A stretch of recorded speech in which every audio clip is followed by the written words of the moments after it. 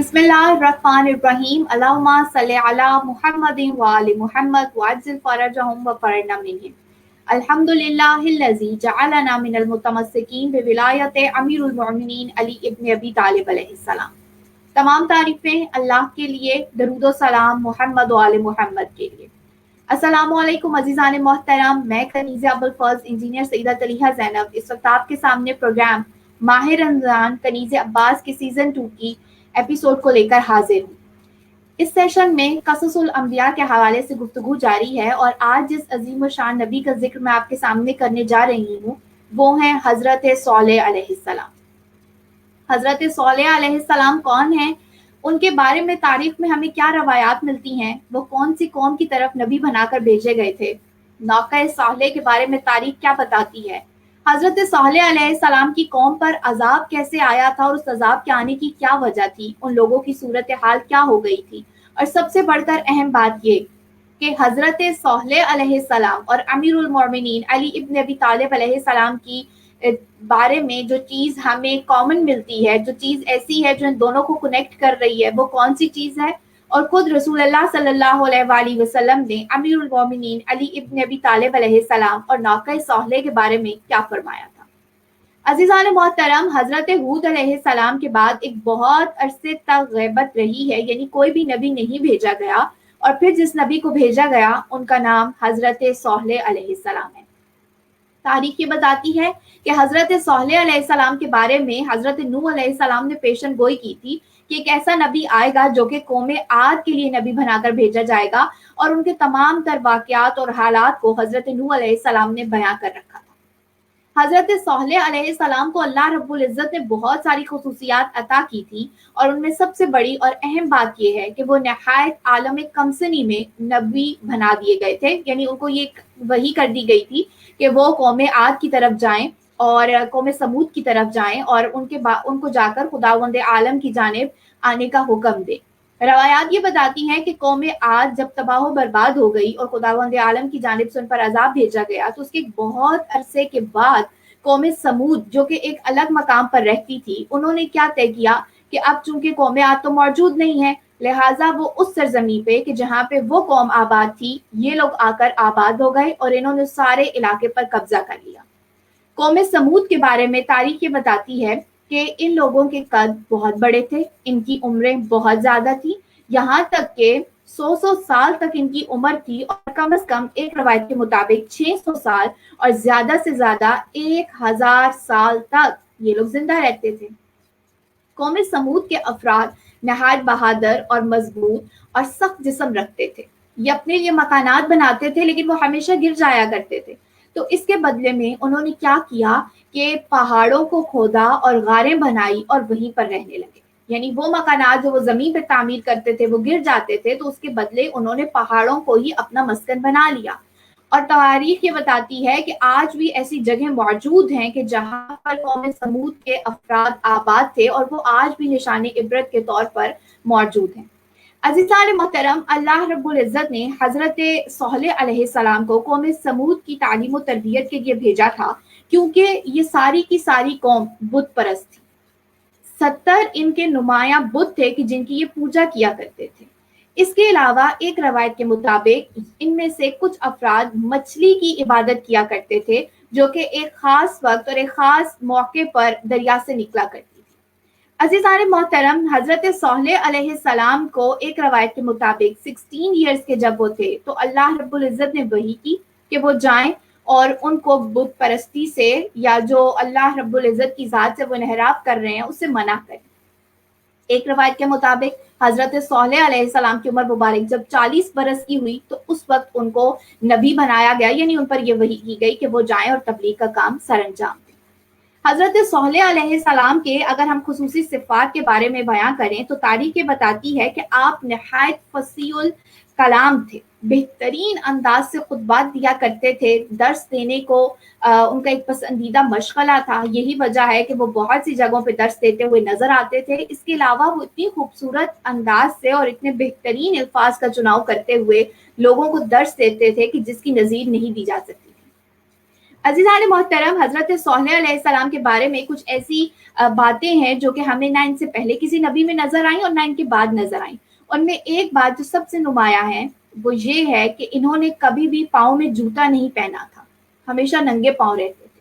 حضرت صالح علیہ السلام نے اپنے لیے کبھی گھر نہیں بنایا تھا، ایک مسجد تھی جہاں پر رہتے تھے، وہیں پر عبادت کرتے تھے. حضرت نوح علیہ السلام کی شریعت پر عمل کرتے تھے اور اپنے شب و روز وہیں پر گزارا کرتے تھے. عبادت سے جو وقت بچ جاتا تھا تو اس میں تجارت کرتے تھے یا پھر مویشی رکھے ہوئے تھے تو ان کے ساتھ مصروف رہتے تھے. وہ مسجد کہ جہاں پہ حضرت صالح علیہ السلام رہا کرتے تھے اور وہیں پر سوتے اٹھتے بیٹھتے اپنی پوری زندگی وہیں گزار دی، وہ مسجد صالح کے نام سے مشہور و معروف ہے. عزیزان محترم، حضرت صالح علیہ السلام کو اللہ رب العزت نے جب یہ حکم دیا، یہ وحی کی کہ آپ جائیں اور لوگوں کی تبلیغ کریں، ان کو خدا کے دین کی طرف بلائیں. ایک روایت کے مطابق 100 سال تک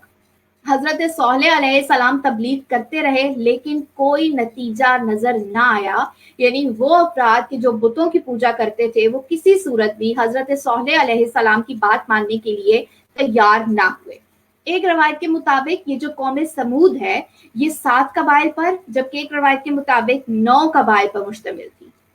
ان کا جو علاقہ تھا اس میں ایک کنواں موجود تھا کہ جہاں پر یہ جاتے تھے، اور ایک روایت کے مطابق انہی کو اصحاب رس کہہ کر پکارا گیا ہے قرآن پاک میں. جبکہ امام جعفر صادق علیہ السلام فرماتے ہیں کہ قرآن پاک میں جن اصحاب رس کا ذکر ہے وہ اور ہیں، اور یہ جو قوم سمود کے افراد ہیں کہ حضرت صالح علیہ السلام جن پر نبی بنا کر بھیجے گئے تھے، ان کا ذکر موجود نہیں ہے. کنویں کا جو ذکر ہے وہ اس وجہ سے ہے کہ ان کے پاس جو بھی نبی بھیجا جاتا تھا، جو بھی اللہ رب العزت کی جانب سے بندہ بھیجا جاتا تھا، نمائندہ بھیجا جاتا تھا، یہ اس کو قتل کر دیتے تھے اور اسی کنویں میں ڈال دیتے تھے.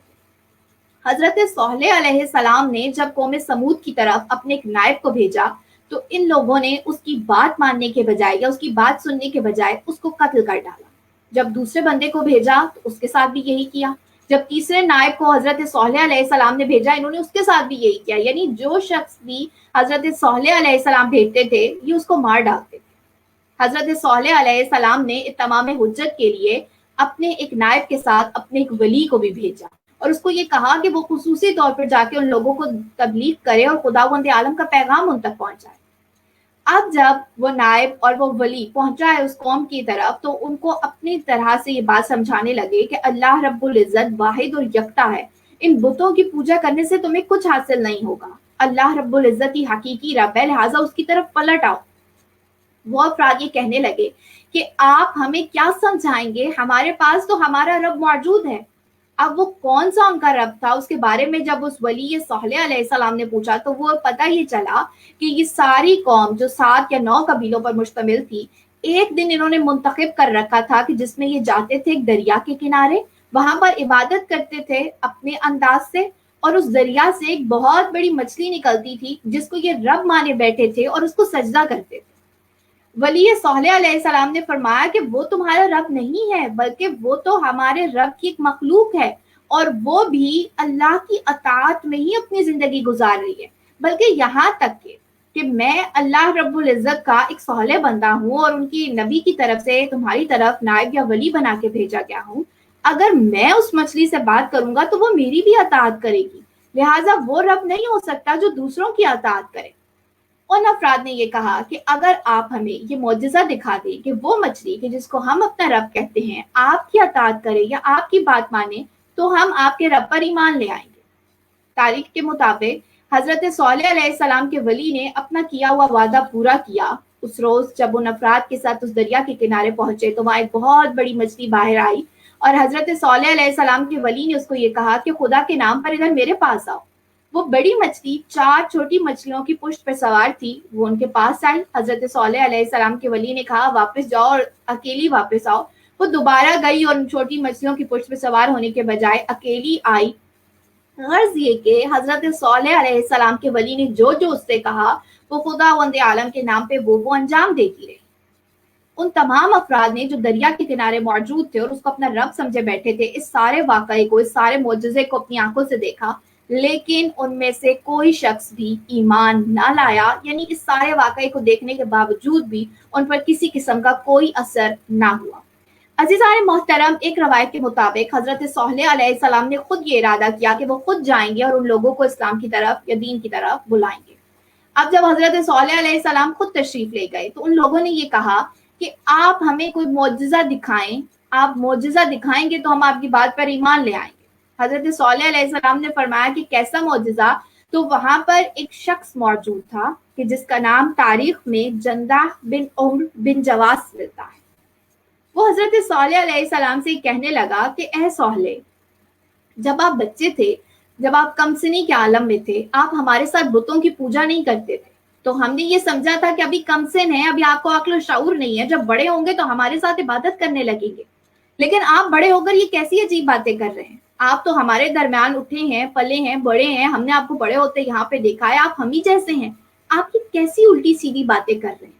हजरत सोहले अलैहिस्सलाम ने जवाब दिया, मैं सिर्फ सीधी बात करता हूँ और वो बात यही है कि अल्लाह ने मुझे तुम लोगों पर नबी बनाकर भेजा है, इसलिए कि मैं तुम्हें जहालत के अंधेरों से निकालूं और रोशनियों की तरफ लेकर आऊं और खुदावंद आलम का हकीकी रास्ता बताऊं। रवायत के मुताबिक उस शख्स ने हजरत सोहले अलैहिस्सलाम से एक मोजज़ा तलब किया। हजरत सोहले अलैहिस्सलाम ने फरमाया कि अगर मैं कोई मोजज़ा दिखाऊंगा तो फिर मेरी बात पर ईमान ले आओगे? उन्होंने कहा बिल्कुल ऐसा ही होगा। हजरत सोहले अलैहिस्सलाम ने फरमाया कि बोलो क्या चाहते हो तुम, क्या मोजज़ा देखना चाहते हो? उस शख्स ने हजरत सोहले अलैहिस्सलाम से कहा कि ये जो एक बहुत बड़ा पहाड़ आप देख रहे हैं, कि एक रवायत के मुताबिक उसका नाम कायबा उन्होंने रखा हुआ था, आप इसमें से एक ऐसी ऊंटनी को पैदा कर दें जो कि सुर्ख रंग की हो, जिसकी पेशानी पर स्याह निशान हो, वो कम अज कम 1 मील जितनी हो और उसके साथ उसका एक बच्चा भी हो और वो बहुत ज्यादा दूध देती हो कि जिससे हम सारे कबीले सैराब हो जाएं, उसके जिस्म पर बड़े बड़े बाल भी हों और उसका बच्चा भी उसी के साथ उस पहाड़ की आगोश से निकले और वो बिल्कुल अपनी माँ जैसा हो। हजरत सोहले अलैहिस्सलाम उनका ये अजीबो गरीब जो मुतालबा था उसको सुनकर हैरान हुए और कहने लगे कि क्या तुम्हें यकीन है कि अगर ऐसा हो गया तो तुम ईमान ले आओगे? उन्होंने कहा कि बिल्कुल, अगर ऐसा हो गया तो हम आपकी नबूवत पर ईमान ले आएंगे और आपके खुदा को रब मान लेंगे। हजरत सोहले अलैहिस्सलाम ने खुदावंद आलम की बारगाह में मनाजात की कि ए परवरदिगार, तूने इनका मुतालबा सुना है और तू इनके इल्म से भी हकीकी तौर पर आगाह है, बस इनको कोई मोजज़ा दिखा, हो सकता है कि तुझ पर ईमान ले आए। हजरत सोहले अलैहिस्सलाम की दुआ भी खत्म ना हुई थी कि उस पहाड़ से एक जोरदार आवाज या चीख कह लें वो सबने सुनी और देखते ही देखते वो 2 हिस्सों में हुआ और उससे एक नौका, एक ऊंटनी बाहर निकली और उसके साथ उसका एक छोटा सा बच्चा भी था। और जैसी जैसी निशानियां ये लोग चाहते थे या जैसी जैसी क्वालिटीज ये लोग चाहते थे, बिल्कुल वैसी ही उस ऊंटनी में और उसके बच्चे में थी।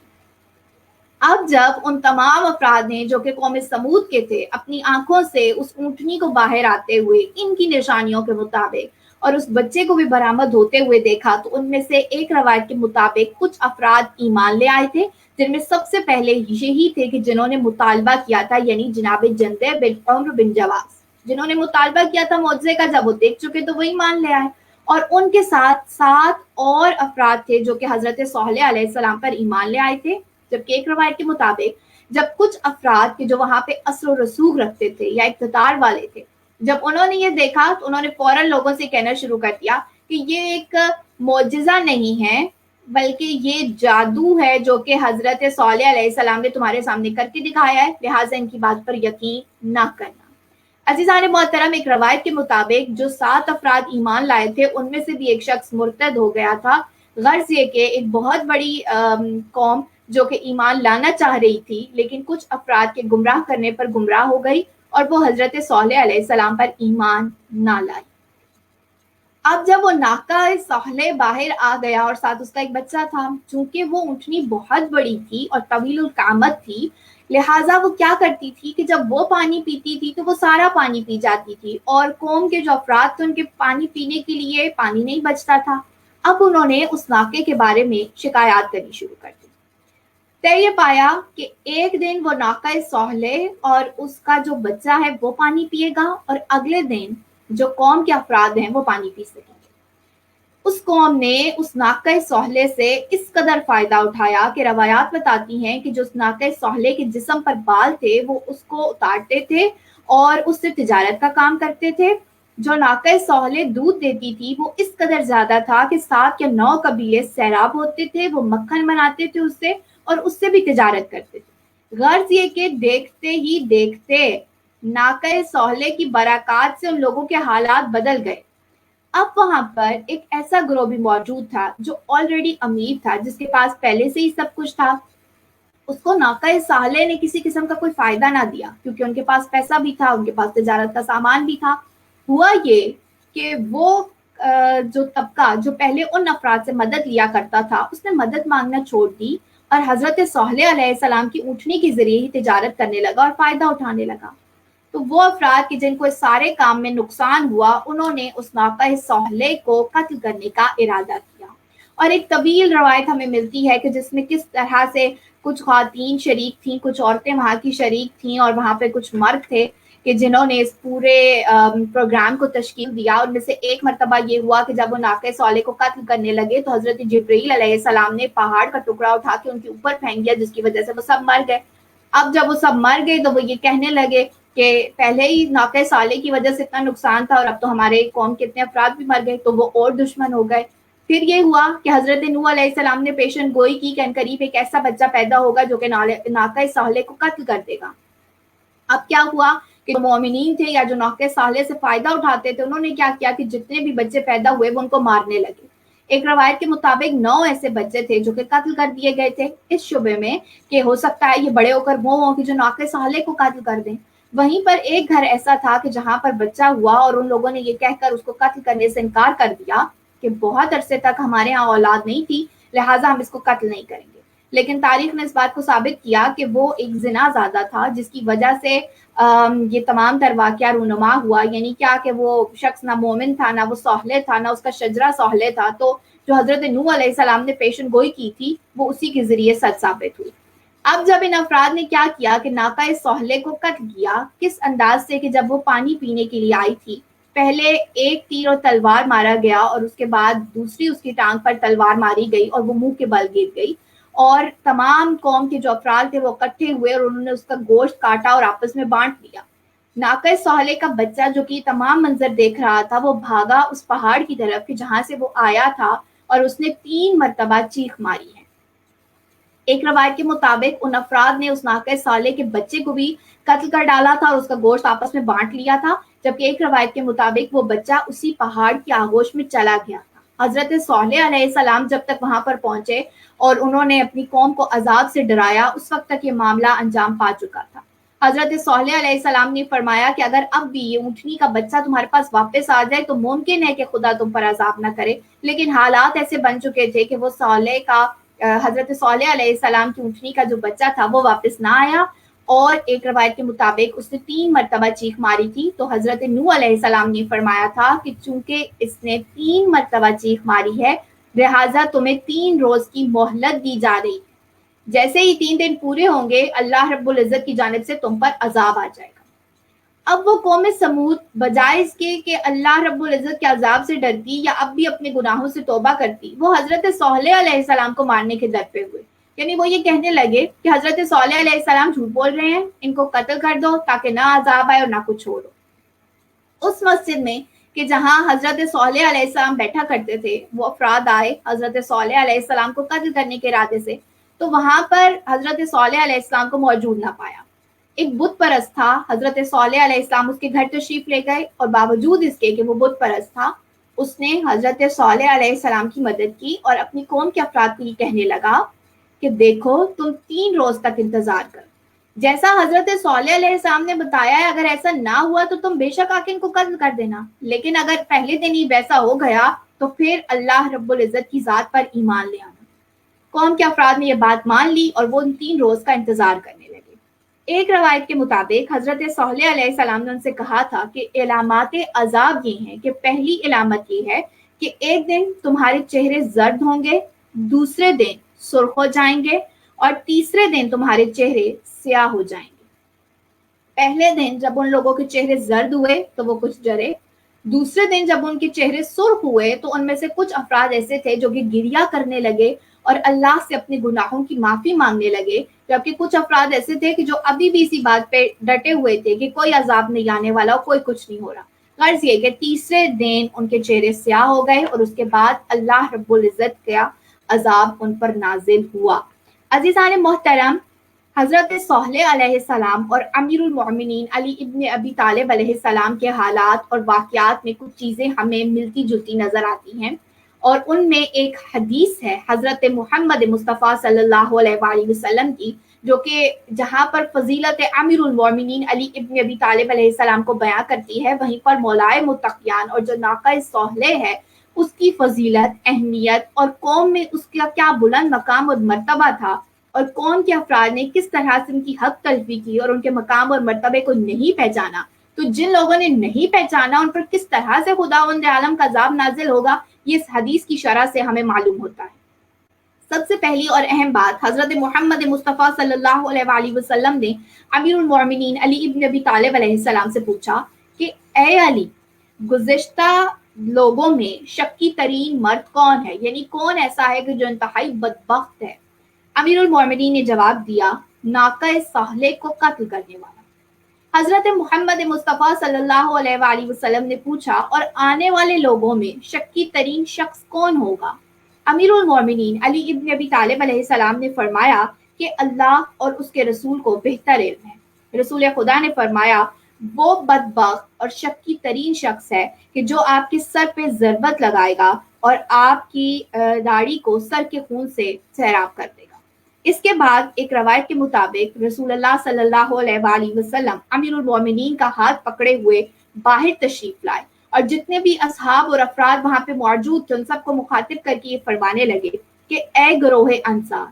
اے گروہ فرزندان بنی ہاشم، اے گروہ فرزندان عبد المطلب، سنو، میں رسول اللہ ہوں۔ میری پیدائش رحمت خداوندی کے نتیجے میں ہوئی، اور میرے ساتھ میرے اہل بیت علی وغیرہ اور حمزہ، غرض یہ کہ تمام افراد کے نام یہ رسول خدا فرما رہے ہیں کہ یہ سب بھی پیدا ہوئے۔ یہ سن کر ایک صحابی کھڑا ہوا اور یہ پوچھنے لگا کہ اے حضرت، یہ لوگ بھی قیامت میں آپ کے ساتھ سوار ہو کر قیامت میں عرصہ محشر میں ہمیں نظر آئیں گے؟ تو رسول اللہ نے فرمایا، سنو کہ قیامت میں 4 افراد سواری پر سوار ہوں گے۔ سب سے پہلا میں ہوں گا جو کہ براق پہ سوار ہوں گا، فاطمہ تو زہرا سلام اللہ علیہا ہوں گی جو کہ ایک سواری پر سوار ہوں گی۔ تیسرے نمبر پہ رسول خدا فرماتے ہیں کہ برادرہ میں صالح اس ناکے پر سوار ہوں گے کہ جن کو ان کی قوم کے افراد نے قتل کر دیا تھا، اور چوتھے نمبر پہ حضرت امیر المومنین علی ابن ابی طالب علیہ السلام اس ناکے پر سوار ہوں گے جو خصوصی طور پر ان کے لیے جنت سے لایا جائے گا، جس کی مہار یاقوت کی ہوگی۔ وہ جنت کے سبز ہلے سے آراستہ ہوں گے اور جنت و دوزخ کے درمیان بیٹھ کر احکام صادر کریں گے۔ مولائے متقیان جنت اور جہنم کے درمیان بیٹھ کر کیا احکام صادر کریں گے؟ اس سلسلے میں بھی بہت سی روایات موجود ہیں کہ امیر المومنین اپنے مومنین کو، اپنے شیعوں کو، اپنے محبین کو جہنم کی آگ سے بچاتے جائیں گے، اور جو منافقین ہیں ان کو جہنم میں پھینکتے جائیں گے۔ رسول خدا فرما رہے ہیں، یہ وہ وقت ہوگا کہ جب لوگ اپنی گردن کے پسینوں میں غرق ہوں گے۔ لوگ علی کی شان کو دیکھ کر کہیں گے کہ کیا یہ نبی ہے، کیا یہ کوئی رسول ہے، یا یہ کوئی ملک مقرب ہے کہ جس کی اس قدر عظیم و شان سواری اور اس کا اتنا بلند مقام اور مرتبہ ہے۔ تو اس وقت اللہ رب العزت کی جانب سے ایک صدا بلند ہوگی کہ نہ یہ ملک مقرب ہیں اور نہ یہ نبی مرسل ہیں، بلکہ رسول اللہ صلی اللہ علیہ وآلہ وسلم کے دنیا و آخرت میں بھائی ہیں۔ ان کا نام علی ابن ابی طالب علیہ السلام ہے۔ یہ روایت آپ کو حیات القلوب میں بھی مل جائے گی، بحار الانوار میں بھی مل جائے گی، غرض اس کے علاوہ بہت سی مستند کتابیں ہیں جن میں اس روایت کو نقل کیا گیا ہے۔ عزیزان محترم، ناقہ صالح اور امیر المومنین علی ابن ابی طالب علیہ السلام میں کچھ چیزیں بہت سملر ہیں، جن میں اگر میں کچھ چیزوں کو پوائنٹ آؤٹ کروں تو ان میں سب سے پہلی بات یہ ہے کہ ناقہ صالح اللہ رب العزت کی نشانیوں میں سے تھا، ایک معجزہ تھا کہ جیسے پہاڑ میں سے وہ باہر آیا اور اس میں وہ تمام تر چیزیں اور کوالٹیز موجود تھیں، بالکل ویسے ہی امیر المومنین علی ابن ابی طالب علیہ السلام بھی آیت اللہ ہیں، یعنی کیا کہ اللہ کی نشانیوں میں سے ہیں۔ اور خود مولائے متقیان اپنے خطبات میں یہ فرماتے ہوئے ہمیں نظر آتے ہیں کہ انا آیت اللہ، میں اللہ کی نشانیوں میں سے ایک نشانی ہوں۔ دوسری چیز یہ کہ حضرت علی ابن ابی طالب علیہ السلام خانہ کعبہ میں پیدا ہوئے اور خانہ کعبہ کی دیوار ان کی والدہ کے لیے شک ہو گئی تھی اسی طرح سے ناقہ صالح کے لیے وہ پہاڑ شق ہو گیا تھا، 2 حصوں میں بٹ گیا تھا اور ناقہ صالح اور اس کا بچہ وہیں سے باہر آئے تھے۔ عزیزان محترم، ناقہ صالح کے دودھ سے اور ان کے جسم پہ جو بال تھے اس سے تمام قوم سیراب ہوتی تھی اور نہایت فائدہ اٹھاتی تھی۔ بالکل ویسے ہی امیر المومنین علی ابن ابی طالب علیہ السلام کے وجود اقدس کی برکات سے اس وقت کیا بلکہ رہتی دنیا تک کا ہر شخص فائدہ اٹھا رہا ہے۔ ناقہ صالح کو قتل کیا گیا، امیر المومنین علی ابن ابی طالب علیہ السلام کو بھی شہید کیا گیا۔ ناقہ صالح کو قتل کرنے والا قدار جس کا نام تاریخ میں ہمیں ملتا ہے، وہ ایک زنا زادہ تھا۔ مومنین علی ابن ابی طالب علیہ السلام کو شہید کرنے والے کے بارے میں تاریخ نے پتہ چلایا تو اس کی بھی یہی کچھ خصوصیات تھی، یعنی ان کا سلسلہ شجرہ حسب و نسب مشکوک تھا۔ ناقہ صالح کو شہید کرنے والا پست قد کا تھا اور وہ طوطا چشم تھا، اور امیر المومنین علی ابن ابی طالب علیہ السلام کے قاتل کے بارے میں بھی تاریخ یہی حلیہ بتاتی ہے۔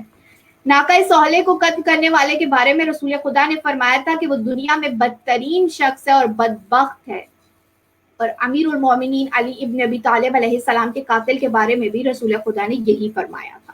ناقہ صالح کو قطام نامی عورت کے ذریعے قتل کیا گیا تھا، یعنی جس عورت کا حوالہ ہمیں تاریخ میں ملتا ہے کہ جس کے کہنے پر ناقہ صالح کو قتل کر دیا گیا، اس عورت کا نام قطام ہے۔ اور اگر ہم امیر المومنین علی ابن ابی طالب علیہ السلام کی حیات طیبہ میں دیکھتے ہیں تو ان کے قاتل کا ایک عورت کے ساتھ تعلق یا رشتہ بتایا جاتا ہے اور اس کا نام بھی قطام ہی ہمیں ملتا ہے۔ ناقہ صالح کو قتل کرنے والی کا نام جو ہے وہ جس سے وہ شادی کرنا چاہتا تھا اس کا نام قطام تھا، اور امیر المومنین کو شہید کرنے والے ابن ملجم لعین کی معشوقہ کا نام بھی قطام ہی ملتا ہے۔ ناقہ صالح کو قتل کرنے کے بعد قوم نے اس کے بچے کو بھی مار ڈالا تھا، اور امیر المومنین علی ابن ابی طالب علیہ السلام کو شہید کرنے کے بعد ان کے فرزند حضرت امام حسن مجتبی علیہ السلام اور امام حسین علیہ السلام کو بھی شہید کر دیا گیا۔ غرض ایسی اور بھی بہت ساری باتیں، بہت سارے نکات، بہت ساری چیزیں ایسی ہیں جو کہ امیر المومنین علی ابن ابی طالب علیہ السلام اور ناقہ صالح میں یا حضرت صالح علیہ السلام کے حالات اور واقعات میں مماثلت رکھتی ہیں۔ عزیزان محترم، ضرورت اس امر کی ہے کہ ہم کیا اللہ کی نشانیوں سے جو کہ اس نے اس دنیا میں بھیجی ہیں ہمارے لیے، جو کہ باعث عبرت بھی ہیں، باعث فضیلت بھی ہیں، یا ہمارے لیے باعث ہدایت بھی ہیں، ہم ان نشانیوں کو کتنا سمجھتے ہیں، ہم ان کی کتنی معرفت رکھتے ہیں۔ آج کے دور میں جب ہم ناقہ صالح کو قتل کرنے والے پر لعنت کرتے ہیں، یا ان افراد پر کہ جنہوں نے نبیوں پر ظلم کیا ہے، ان کو شہید کیا ہے، ان کو اذیتیں دی ہیں، ان لوگوں پر لعنت کرتے ہیں یا ان لوگوں سے الگ ہونے کا اظہار کرتے ہیں، تو کیا وہ جو موجودہ نشانیاں ہیں خداوند عالم کی جو کہ نسل رسول خدا صلی اللہ علیہ وآلہ وسلم میں 12 ائمہ کی صورت میں موجود ہیں، جو خدا نے ہر دور میں بھیجی ہیں اپنے قوم کی ہدایت کے لیے، رہبری کے لیے، ان کی ترقی کے لیے، ان نشانیوں سے لوگوں نے کتنا فائدہ اٹھایا ہے؟ یا آج کی اگر ہم بات کریں تو حضرت امیر المومنین علی ابن ابی طالب علیہ السلام کے فرزند حضرت قائم آل محمد آج بھی اس دنیا میں موجود ہیں۔ ہم جو ان کے وجود کی برکات سے فائدہ اٹھا رہے ہیں کہ جن کے صدقے میں ہم رزق کھا رہے ہیں، جن کے صدقے میں خداوند عالم ہم پہ اس قدر نعمتیں اور رحمتیں نازل کر رہا ہے، ہم نے ان کی کتنی معرفت حاصل کی ہے، ہم نے ان کے لیے اپنے آپ کو کتنا بدلا ہے، ہم نے اپنی زندگیوں کو ان کے بتائے ہوئے طریقے کے مطابق کتنا گزارا ہے۔ تو ضرورت اس امر کی ہے کہ جب ہم ان پیغامات کو دیکھیں، جب ہم ان سٹوریز کو پڑھیں، جب ہم ان چیزوں کو دیکھیں تو ان کو ریلیٹ کریں محمد وآل محمد صلی اللہ علیہ وآلہ وسلم کی حیات طیبہ سے، ان کی سیرت سے، ان کے بتائے ہوئے طریقوں سے، اور دیکھیں کہ وہ افراد، وہ قومیں جنہوں نے اللہ کی آیتوں کا، اللہ کی نشانیوں کا اقرار نہیں کیا تھا اور ان سے منحرف ہو گئے تھے اور اپنی زندگیاں اپنی مرضی کے مطابق گزاری تھیں اور دنیا کی چند روزہ زندگی پر ہی اکتفا کر لیا تھا اور اسی کو اپنے لیے کافی سمجھ لیا تھا، تو ان کا انجام کیا ہوا، کس طرح سے وہ عذاب الہی میں گرفتار ہوئے۔ خداوند عالم سے دعا و درخواست ہے کہ وہ ہمیں یہ توفیق دے کہ ہم معرفت محمد وآل محمد صلی اللہ علیہ وآلہ وسلم حاصل کر سکیں اور ائمہ طاہرین علیہ السلام کے فرامین کے مطابق، ان کی سیرت کے مطابق اپنی زندگیاں گزار کر اللہ رب العزت کا قرب، اس کی رضا اور اس کی خوشنودی حاصل کر سکیں۔ آمین یا رب العالمین۔ اللہم صلی علی محمد وآل محمد وعجل فرجہم وفرجنا۔